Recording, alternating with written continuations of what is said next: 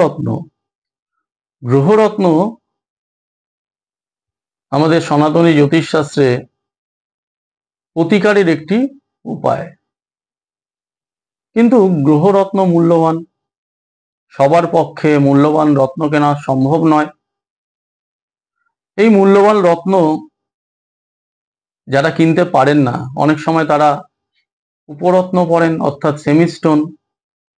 কিন্তু সেই সেমিস্টোনও যদি কারো পড়া সম্ভব না হয়, তাহলে কি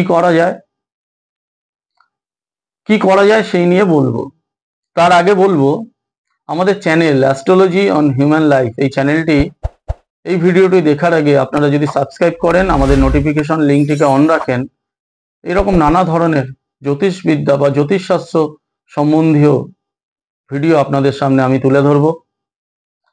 চলুন দেখে নেব যে রত্ন কেনার যদি সামর্থ্য না থাকে, তাহলে আমরা কিভাবে প্রতিকার পেতে পারি। দেখুন, মানুষের জীবনে সবসময় অর্থ দিয়ে সব সমস্যার সমাধান হয় না। তাই রত্ন পড়ে, অর্থ দিয়ে রত্ন কিনেই যে আমার সব সমস্যার সমাধান হবে, সেটাও সম্ভব না। আবার এর আরেকটা দিকও রয়েছে। আমার কাছে বহু মানুষ আসেন যাদের মুখে ওই একটি প্রশ্ন, যে আমি কিন্তু অনেক রত্ন পড়েছি, এর আগে আমি অনেক রত্ন দাম দিয়ে কিনেছি, আমার পয়সা বেকার গেছে, বৃথা গেছে, আমার আর রত্নে বিশ্বাস নেই, বা আমি আর রত্ন কিনতে পারবো না। সত্যি একাধিকবার রত্ন কিনে তিনি উপকার পাননি, উপকৃত হননি, তাহলে তাকে তো জোর করে রত্ন দেওয়া যায় না। আমি সেক্ষেত্রে বহু মানুষকে রত্নের পরিবর্তে শিকড় বা গ্রহমূল পড়ার কথা বলি। এই শিকড় বা গ্রহমূল যদি সঠিক পড়া যায় বা সঠিক ক্ষেত্র থেকে কিনে আনা যায়, তাহলে কিন্তু গ্রহমূল অত্যন্ত ভালো কাজ করে।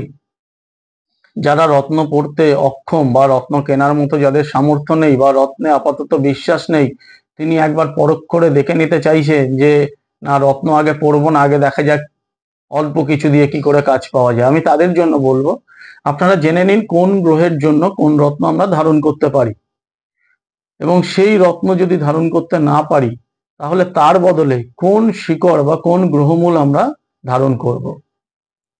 প্রথম হচ্ছে রবি রত্ন। রবি রত্ন হচ্ছে চুনি।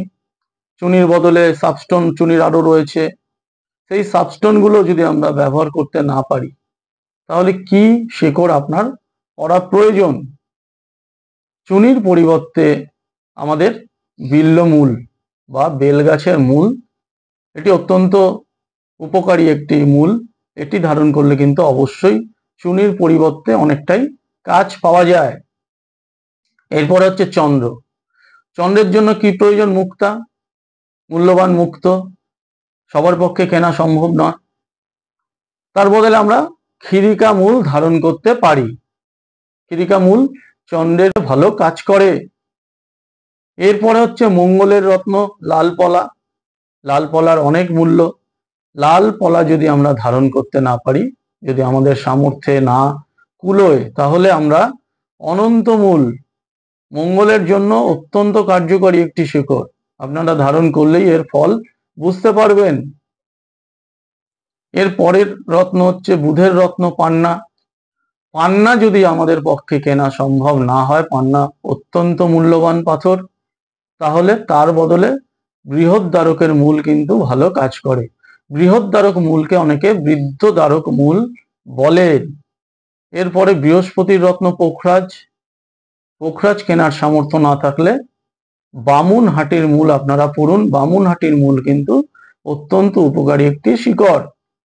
এর পরের রত্ন হচ্ছে শুক্র। শুক্রের রত্ন হীরক বা জারকন বা আরো উপরত্ন রয়েছে, কিন্তু সেটি যদি কেনা সম্ভব না হয়, তাহলে আমি আপনাদের বলবো রামবাসক।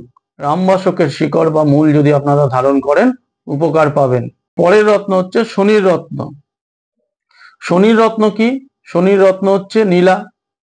নীলা যদি আপনারা পড়তে না পারেন, তাহলে নীলার বদলে বা নীলার বদলে আমরা বিভিন্ন ধরনের রূপরত্ন পড়ি। অনেকে নীলা পড়তেও ভয় পান। নীলা শুরুতেই শুনেই অনেকে ভাবেন বাবা নীলা পড়া যাবে না, বিশাল ক্ষতি হয়ে যাবে।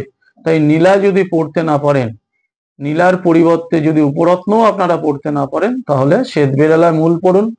অত্যন্ত কার্যকরী একটি শেকড়। এর পরের রত্ন রাহু, রাহুর রত্ন গোমেদ। গোমেদ যদি ধারণ করতে না পারেন, তার পরিবর্তে শ্বেত চন্দনের মূল কিন্তু অত্যন্ত উপকারী বা অত্যন্ত কার্যকরী একটি শিকড়। এবং সবশেষে নবরত্নের শেষ গ্রহ, নবগ্রহের শেষ গ্রহ কেতু। কেতুর রত্ন ক্যাটসাই। ক্যাটসাই যদি ধারণ করতে আপনারা অক্ষম হন বা আপনাদের পক্ষে কেনা সম্ভব না হয়, তাহলে অশ্বগন্ধার শিকড় আপনারা পড়ুন, অবশ্যই উপকৃত হবেন। এই যে 9টি গ্রহ সমেত 9টি শিকড়ের নাম আমি বললাম, এর পাশাপাশি কিছু কিছু শিকড় আমাদের নানাভাবে কাজ করে, কিন্তু সেই শিকড়গুলো আপনারা ধারণ করার আগে সঠিকভাবে কারোর সঙ্গে আলোচনা করে, বিশেষ কোনো জ্যোতিষীর সঙ্গে আপনার সমস্যা নিয়ে আলোচনা করেই কিন্তু সেই শিকড়গুলো ধারণ করবেন। না হলে নবরত্নের 9টি শিকড়ের পরিবর্তে আপনি 9টি গ্রহ রত্ন তো ধারণ করতেই পারেন, যদি করতে না পারেন এই শিকড়গুলো ধারণ করবেন। এবং একটি ভিডিওতে আমি বলেছিলাম যে কোন রত্ন ধারণ করলে কোন রত্ন ধারণ করা উচিত হবে না, সেই রকম ভাবেও কিন্তু শিকড়ের ক্ষেত্রেও কোন গ্রহের শিকড় ধারণ করলে কোন গ্রহের শিকড় ধারণ করা যাবে না, সেটি কিন্তু আপনারা মিলিয়ে নেবেন বা প্রয়োজন হলে সেই ভিডিওটি আপনারা দেখে নেবেন। তাহলে বিশেষ বিশেষ এই নবরত্নের যে শিকড় সে রয়েছে বা গ্রহমূল রয়েছে, এছাড়াও আরো কয়েকটি শিকড় আমরা বা মূল আমরা অনেক সময় অনেককে ধারণ করতে বলি বা অনেকে ধারণ করেন। সেগুলো হচ্ছে বনচারাল, গুয়ে বাবলা, শ্বেত আকন্দ, শ্বেত লজ্জাবতী। এ ধরনের বিভিন্ন শিকড় রয়েছে যেগুলো আমাদের বিভিন্ন টোটকা হিসাবে অনেক সময় কাজ করে, কিন্তু আমি আপনাদের সাবধান সতর্ক করব, এসব শিকড়গুলো কিন্তু আপনারা হঠাৎ করে ইচ্ছে হলো পড়ে ফেললাম এভাবে কিন্তু পড়বেন না। আর শিকড় কেনার আগে আরেকটি গুরুত্বপূর্ণ বিষয়, শিকড় কিন্তু আমরা কেউ চিনি না। পাথর যেমন টেস্ট করে ল্যাবে নিয়ে গিয়ে সেটার সম্বন্ধে একটা সঠিক কি বেঠিক ধারণা করা যায়, শিকড় কিন্তু সেই ধারণাটা আমরা করার উপায় নেই, কারণ চোখে দেখে শিকড় চেনা সকলের পক্ষে সম্ভব না। আমরা সকলে সেই শিকড় চিনিও না। একমাত্র বিশেষ কিছু দোকান বিভিন্ন মার্কেটে, যাদের লাইসেন্স প্রাপ্ত দোকান রয়েছে, রেপুটেটেড দোকান রয়েছে, আপনারা যদি সেসব ক্ষেত্র থেকে বা সেসব জায়গা থেকে এইসব গ্রহমূল বা শিকড়গুলো এনে ধারণ করতে পারেন, সপ্তাহে সপ্তাহে নিয়মিত চেঞ্জ করতে পারেন, অবশ্যই উপকৃত হবেন। আর এই আপনাদের উপকার করার জন্যই আমার এই channel astrology on human life. আপনারা আমার এই ভিডিওগুলো দেখবেন, আপনাদের জীবনে অনেক উপকার আপনারা পাবেন, আপনাদের জীবনের অনেক সমস্যার সমাধান আপনারা নিজেরাই করে নিতে পারবেন। আজকের মতো এখানেই শেষ করলাম। নমস্কার।